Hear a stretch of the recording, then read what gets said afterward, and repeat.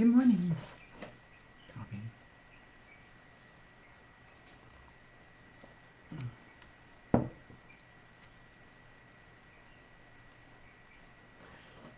Good morning, everyone.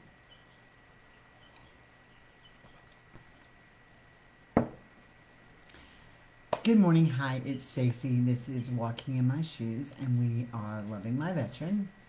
Just wanted to take a chance and say good morning.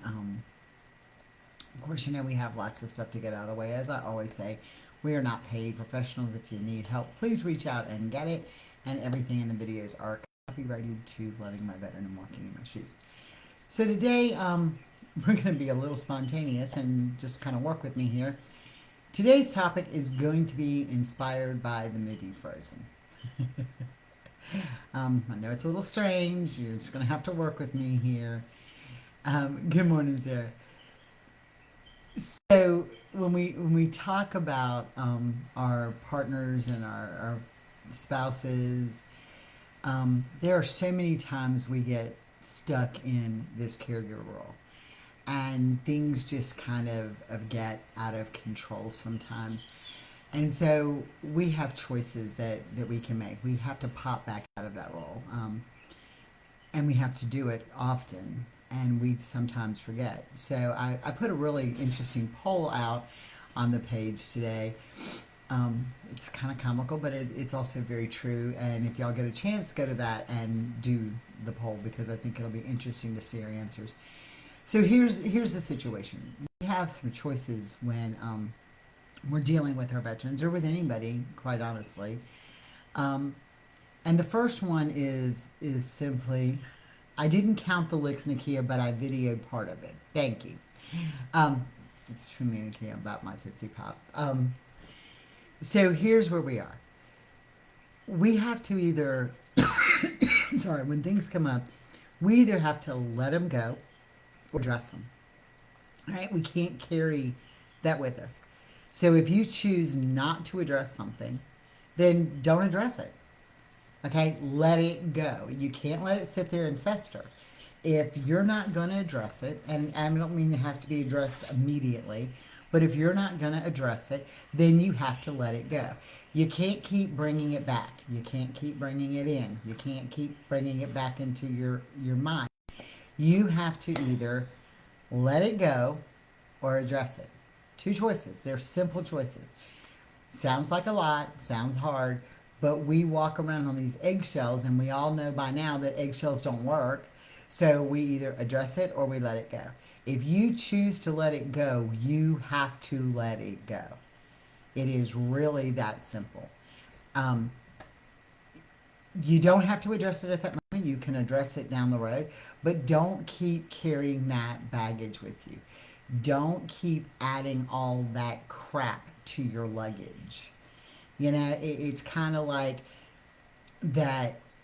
I don't know, in your suitcase when you're traveling, you use shampoo, or you take it with you or whatever, and then you use it all while you're on your trip. And why the hell are you going to pack the empty bottles and take them back? Let it go. Those are your choices. Address it or let it go.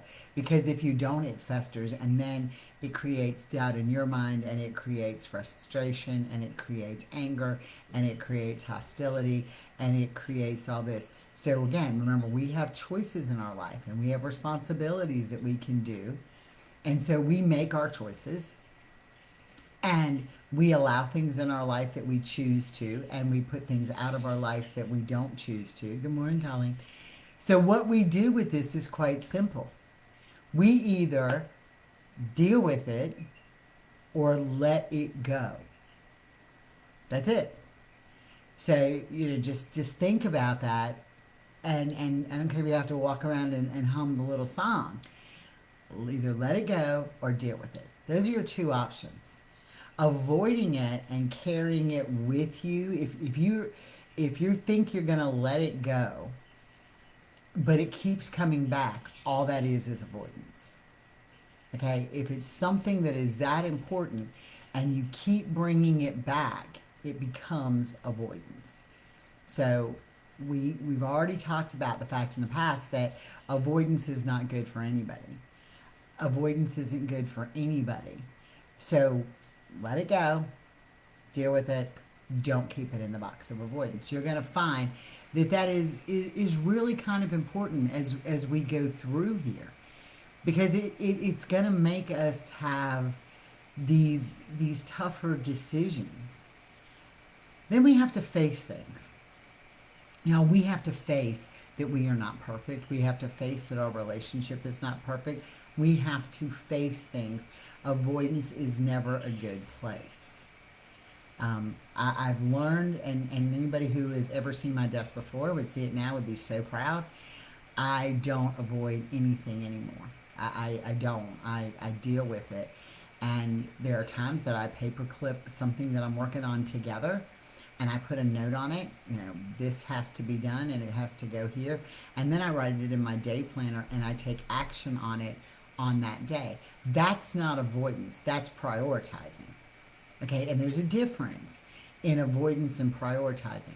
But if every time I come to it, I say, I'm not going to handle it today, and I put it off, that becomes avoidance. My paramedic refresher is one of them. I have avoided it. I have one day, and I got like 20 hours left to finish.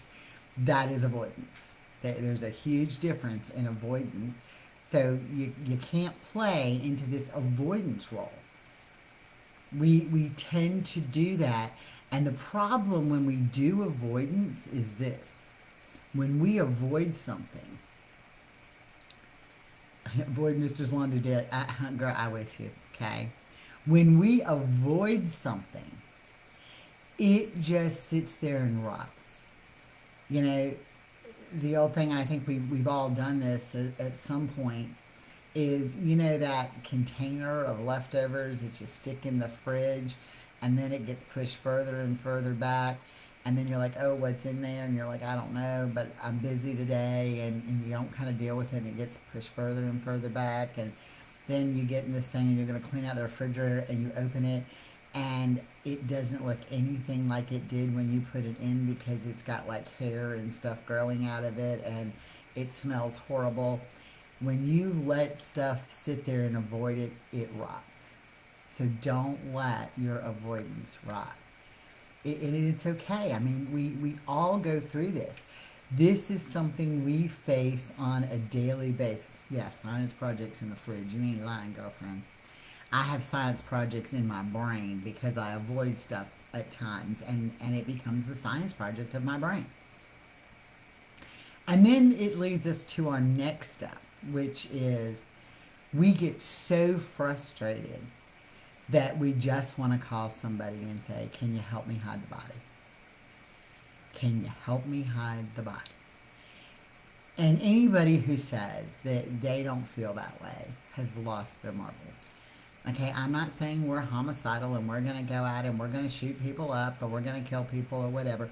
But there are days you become so frustrated, you're just so angry that you want to go, look, I'm done. Can somebody help me hide this body? And I'm going to tell you how far I've gotten into that theory. Do you know that pigs eat everything but the teeth? I'm just saying, just so you know, pigs eat everything but the teeth. I've already checked that out. But you have to get, we don't want to keep getting to that point. Can you help me hide the body? Yeah, baby, we'll help you. We are family here. Pigs eat everything but the teeth, and I got friends that'll throw the teeth somewhere. Or if you punch your teeth out first, you don't have that problem. I'm just saying. But we all get to that point. We all get to that point where we get so frustrated, we're like, can you help me hide the body? And the thing that's true about it is this. Okay? Sorry, my phone. The thing that's true about it is this. Tigers leave the whole body. Yeah, but they're going to eat me while I'm giving them to the tiger. If you deal with the first things and you let it go, okay, you either deal with it or let it go, and you don't file it in the box of avoidance, then there are times that it is less likely that you're going to want to help me hide the body. It's true. We want to hide the body because we get frustrated. And all of us feel this way. This is not, if somebody says to me, I've never felt like that I want to hide their body, y'all lie. I'm sorry, I'm not meaning to call y'all liars, but you are telling the untruths. That's probably a better word. You're telling the untruth because we've all been there. We all say it all the time. We think it. The difference is that me and some of my friends can actually talk about it. That's why we know about the teeth and the pigs. I got a plan in place. My one girlfriend lives right in the center of Florida. She said she'd throw some in the Gulf and she'd throw some in the Atlantic and we'd be good to go. So we know that. And that's just a given. So that's what I'm talking about, frozen inspired. You know, we have to deal with these things. So now how do you get from this caretaker role that we tend to be in, right? And how do you get from that to be back to that spouse thing? You know, that thing we forget about.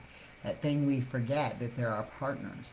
That thing we forget that we're supposed to love them. And I do love him. I love Carl with everything in my being. But there are days that I want to call somebody and say, hey, can you help me hide his body? Okay? But I love him with every part of my being. But you have to flip out of this caregiver role. What was the angel say? We're on day 3 of not talking to each other because the stress of dealing with the other is just too much. He's just so irrational that we can't even communicate until he gets in that calm space. Girl, we all gonna go visit Angela. His dad has a 3,000 pig operation. So I think it's the not talking. I do understand the stress, Angela, and that this is so true. I understand the stress and not being able to talk. Um, and it becomes very difficult. But the longer it sits, the more it rots. So be careful. Yeah, I know about spaces and dates, and I kind of work in that. And I truly understand that there are some things that we can deal with at certain times, and other times we can't deal with things that are more intense. So even if there's little things that you can work out that's kind of trivial, the longer it goes, the more it festers. That's just a given. But if you find that that works for you guys, then by all means do that. And when they're irrational, it's hard to communicate. But yeah, I mean, jumping out of that role from caregiver to spouse is tough. And we all tend to do that. And sometimes we allow ourselves to get stuck in that caregiver role because we don't want to, we walk on those eggshells. We don't want to create the controversy. We don't want to do this. So we feel like we're doing it. And it's even harder when they don't want to actively participate. And I think that that's something we all have to deal with at times, is like, okay, you know, I'm your advocate. I'm gonna be your advocate. I'm here. I love you. I'm gonna walk this journey with you. Um, and I think Michelle's right. As ladies, we want instant resolution to the problems on the daily, and that's true. That's why I scream victory wall. Um, you're killing me with the veteran time, Michelle. You're killing me. um, yeah, and so y'all have me so off track now because I'm reading all these little things as they pop up. You do have to learn to live your life too. You do have to learn to live your life too. You do have to learn to navigate through your veteran.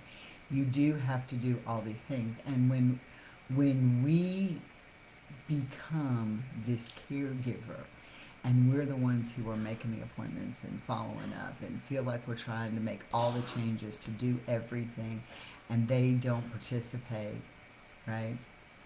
And they don't participate, it gets so frustrating.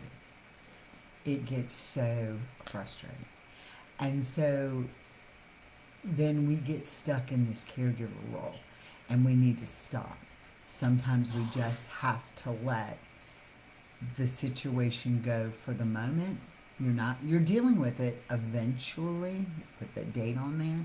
Like, I know that this time is tough for Carl. Um, and so I put a date on it that we're going to do it by then. And I know that Michelle and I have talked so many times, and she's just in this. And there's a very frustrating and annoying place that we can all tend to get in because you just get caught in this spiral. Um, Letting them have their space there is tough. It's something that I had to learn to deal with.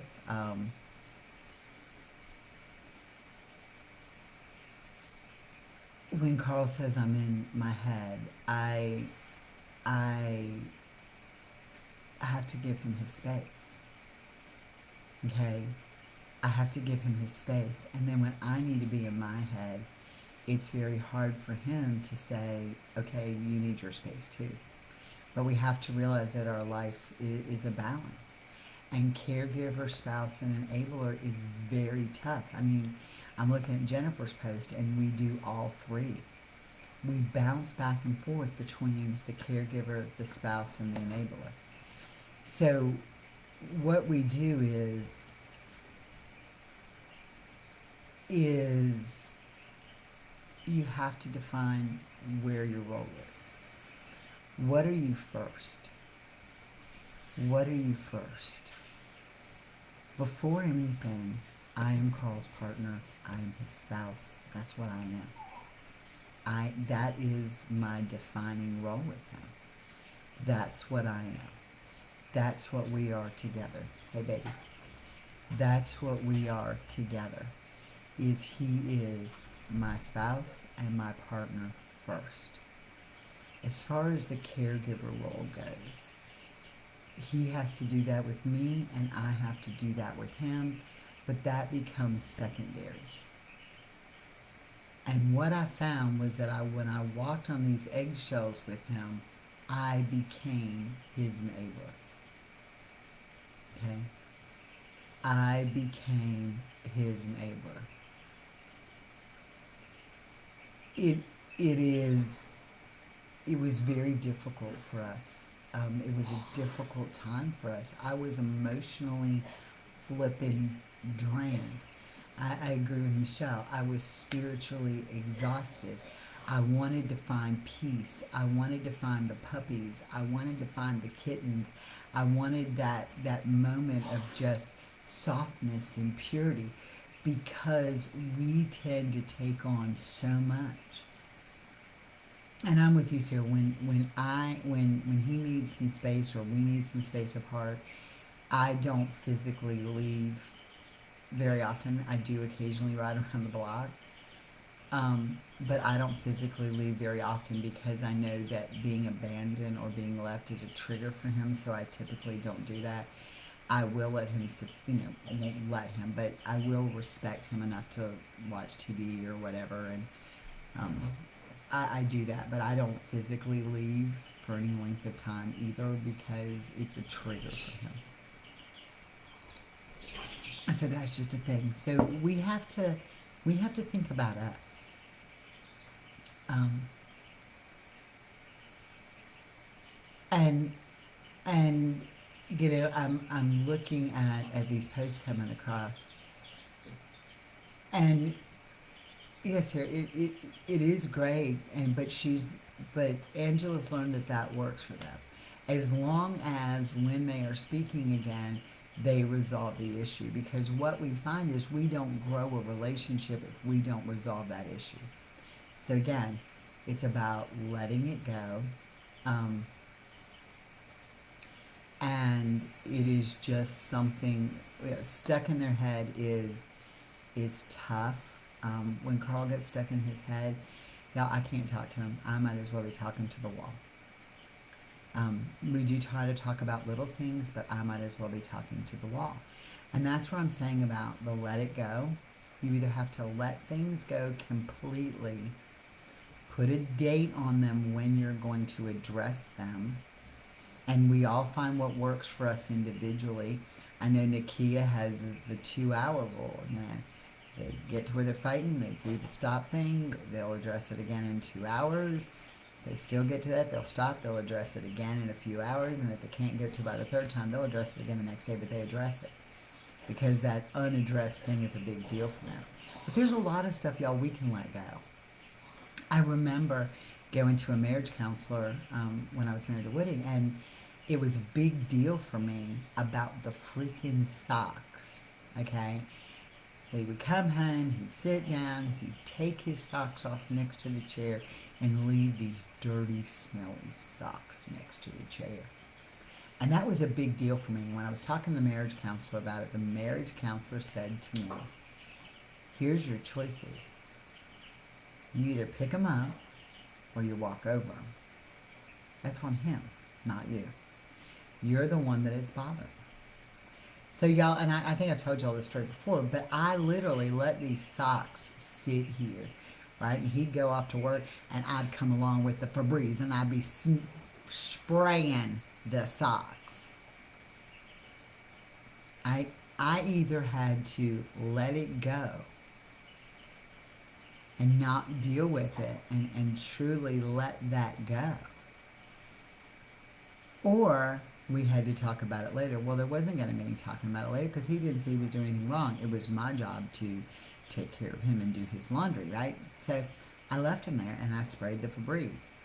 One day morning he got up and got mad. He was like, I have no socks. Where are the socks? And I was like, I picked up 2 out of the pile and I handed them to him. And he's like, what, you can't wash my laundry? I said, no, not if it's in the floor. So I had to let those socks go as much as they drove me crazy to get the outcome that we needed. And needless to say, for the most part, well, there were when he realized, I guess, there was a pair of socks left in his drawer, he'd go around the floor and pick up all the dirty socks. But I had to let it go. It was tough. You have to do that. And there are things that we deal with on a regular basis. This being stuck in their head, they're having a date. Do you deal with them? Do you force them to talk about their date? That's all individual. But it still comes back to where our relationships are. When Carl is stuck in his head, I might as well talk to the wall. But I know that. I know that there are things I can't talk to him about when he's stuck in his head. The problem becomes when he has a date and he's stuck in his head and I have a date or something that's bothered me. And January is a prime example for us, a huge example for us, because he has a lot of dates in there and I have a lot of dates in January. And so it was tough. It was tough. And I was like, what about me and my dates? So you have to just say, you know what? You can deal with your date alone in your head for a minute, and I'm going to deal with me. And sometimes that's hard. But you've always got to remember that being stuck in their head is a big deal for them, and you can't always do it. Girl, I'm telling you, the sock thing is like the cleanest thing ever. We do the same thing over dishes too, by the way, and I think that's hysterical. He wouldn't bring his dishes into the thing. And now, when you're talking about the avoidance thing, my son lives with him, my grandson, and he calls me and he's like, Mom, Dad, I said, I live with that. I don't have to deal with it. He said, how'd you handle it? I said, throw the shit away. So Seth has started to throw his stuff away. I think it's funny. But, it goes back to avoidance, and I'm kind of like getting way off topic and rambling here because I'm reading these messages at the same time, and I'm sorry. It's not on my game today like I normally am. So, here we are. Ladies, we're going to let things go. You have to, or you're going to deal with them. When you deal with them, set a time and set a date. It is important that you set a time and set a date to come back to them. Right? You also can't bombard them. You can't keep putting things off for days and days and days and days and days, and now you got 40 things that you got to address and just vomit, because we can't vomit. Vomit is not good.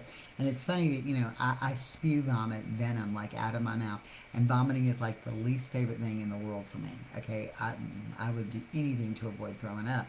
So, I'm just telling you, we have to be careful when we vomit things out, because it's not good for us.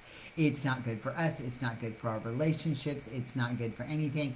So rather we either let things go or we find a date with which we deal with them. We stop filing stuff in our own file box of avoidance. I found that I do that a lot. I avoid things I don't want to deal with that make me uncomfortable. I have to learn to not do that, and I am getting better at that. Go back to where we talked about our rights and our boundaries.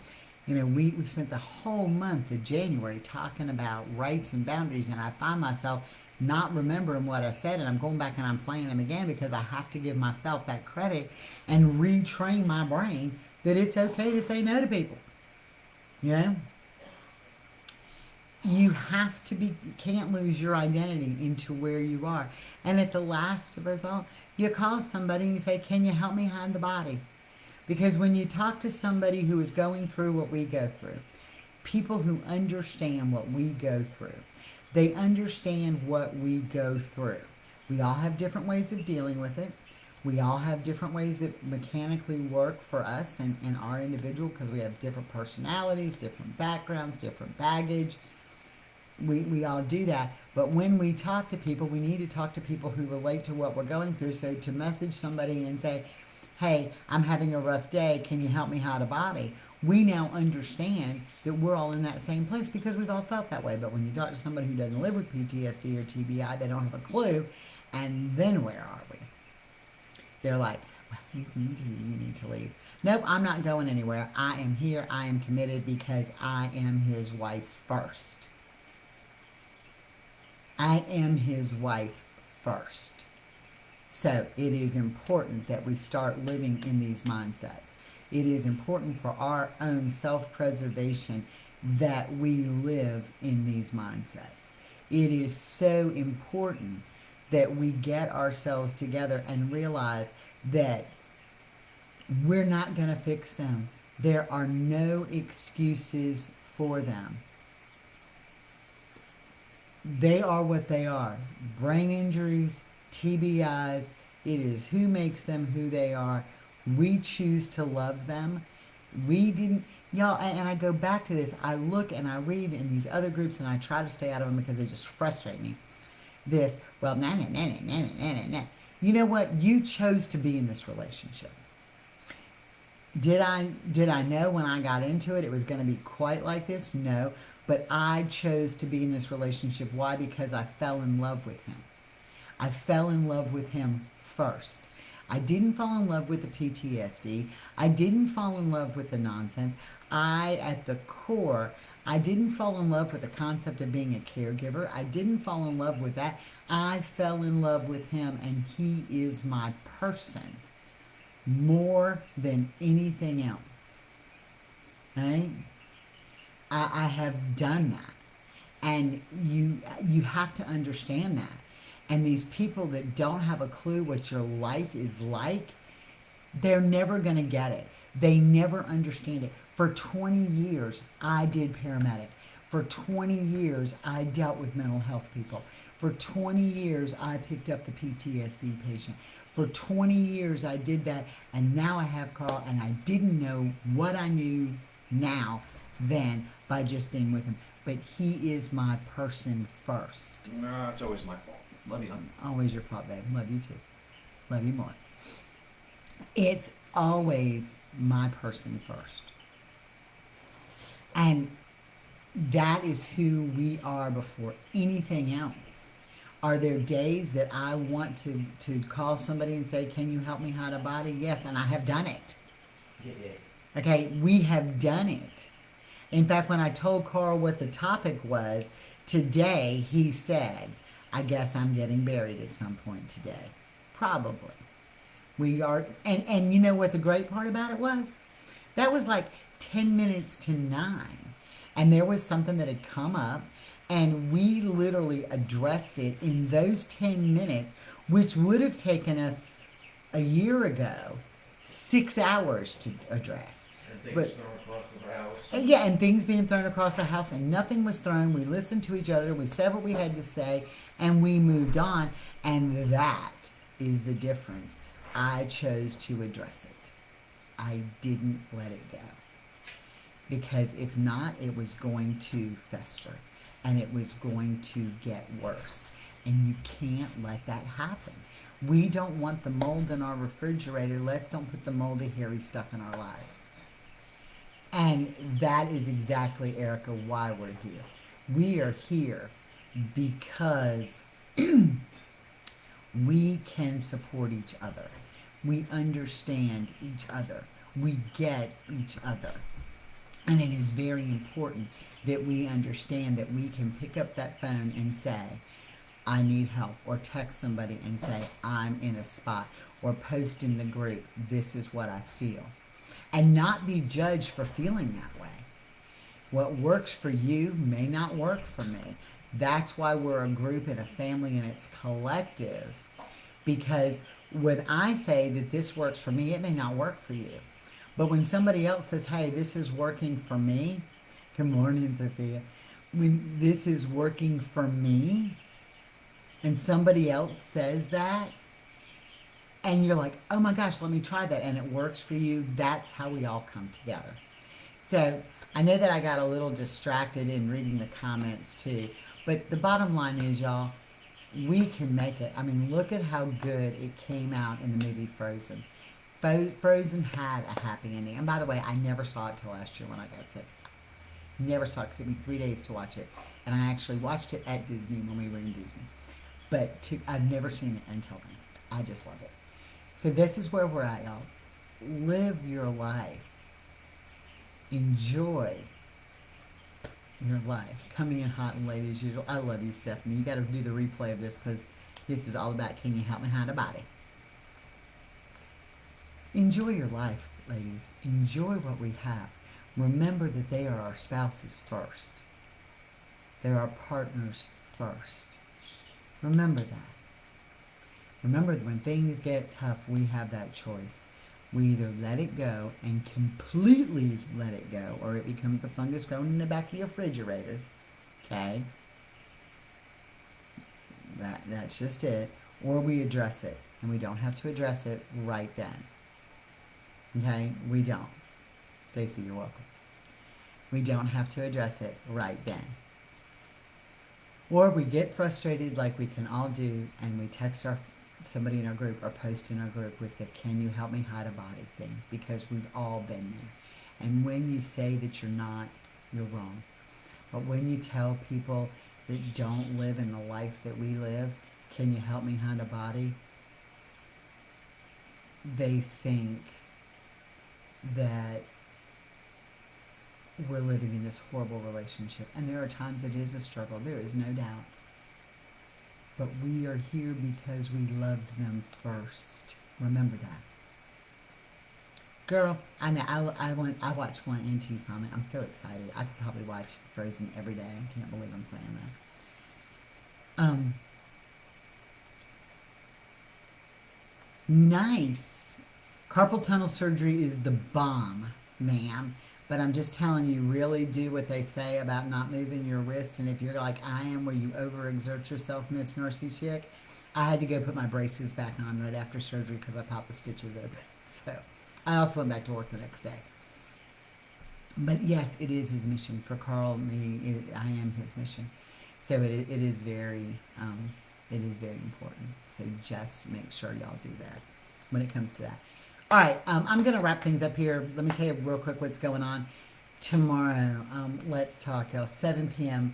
We were in pure out stitches, side hurting laughter on Let's Talk. We come to Let's Talk so that we can talk with veterans about issues and each other and get some perspective from the veteran. And it is just... we had such a good time on Let's Talk that we let our matriarch last week it was kind of like sitting down with a madam at a brothel. That's all I can say about that. And I didn't know you could rent clawfoot tubs.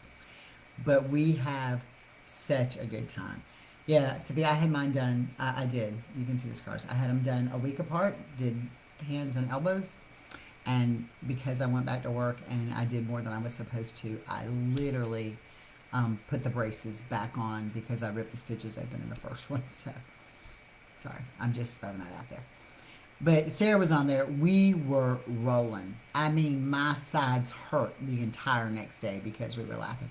So let's talk as a community that it's not always deep. It can be deep when we need it to be. But we just come together as a family and laugh and share and talk about the realities of living this life that nobody else understands. So we do Let's Talk, obviously, on Thursday nights. Y'all, please join us for that. Um, I have got to go do my research. So that's in 2 nights. It's not tomorrow night. God, I'm even losing my mind here. I've got to go do my paramedic research because as much as I've struggled with this, I've decided that I'm going to keep them here. So everybody, let's let it go. Um, yeah, I know it's Thursday, as I did say tomorrow. Wednesday is Stephanie at 6:30 always does this uplifting stuff for us to make us feel better. So it was hysterical. Yeah, and you learn a lot on Thursday nights, by the way. I didn't know that you could buy Crown and Coke already mixed in a can. I'm just saying. So Stephanie does our uplifting Wednesday night thing, and it is so positive, and I love it. And I usually have to watch it on the replay. Sorry, Stephanie, and don't get to participate as much as I'd like to, but it is amazing, and she just has some great stories for us, and always makes us feel good. And then Thursday night we do Let's Talk. Anyway, I've rambled off way too long. My brain is like 100 places. You know how it is, but. I think that's it. I'm sorry, y'all. Been a long day already. I'm Stacy. This has been Walking in My Shoes, a very weird version anyway. And we are loving my veteran. Y'all are my friends, family, and community, and I'm so blessed to have you. Have a blessed day.